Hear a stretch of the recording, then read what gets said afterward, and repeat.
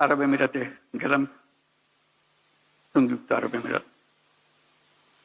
আমাদের লোকের কাহিনী বর্ণনা করছিল তাদের অফিসে, বলছে আমরা তোমাদের কোনো ডকুমেন্ট আমরা বিশ্বাস করতে পারি না, এত ভুয়া। কাজের লোক হয়তো সে, কিন্তু সে সার্টিফিকেট নিয়ে এসছে মেডিকেল ডক্টরের সার্টিফিকেট।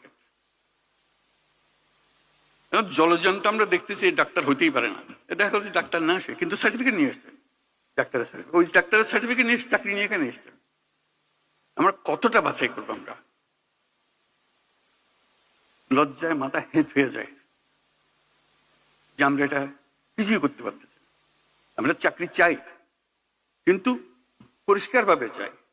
এরকম ভুয়া একজন যে চাকরি দিচ্ছে তাকে আমি নিজেকে ডাক্তার বলে পরিচয় দিয়ে গেলাম, আসলে শেষ পর্যন্ত গিয়ে চাকরি দিব কোথাও, শুধু এখানে পার হওয়ার জন্য ডাক্তারের সার্টিফিকেট দরকার। এবং আমরা কেউ না কেউ তাকে এই সার্টিফিকেট দিচ্ছি, নিশ্চয়ই অর্থের বিনিময়ে দিচ্ছি। এবং এখানে বহু আছে, সেটা এজেন্ট আছে, সেই জোগাড় করে দেয়। শুধু একটা এজেন্ট না, এরকম বহু এজেন্ট আছে। এবং এইভাবে আমাদের বহু মেয়ে মধ্যপ্রাচ্যে হারিয়ে যাচ্ছে, নিয়ে গেছে, এর মধ্যে ফেলে দিয়ে আসছি, কেউ জানে না।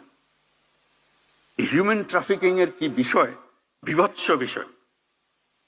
এবং মেয়েদের জন্য আমাদের মেয়েরা যাচ্ছে, তার কি অবস্থায় ফিরে আসছে, যদি সশরীরে ফিরে আসতে পারে, কত লাশ কোথায় চলে যাচ্ছে সেটারও কোনো হিসাব নেই।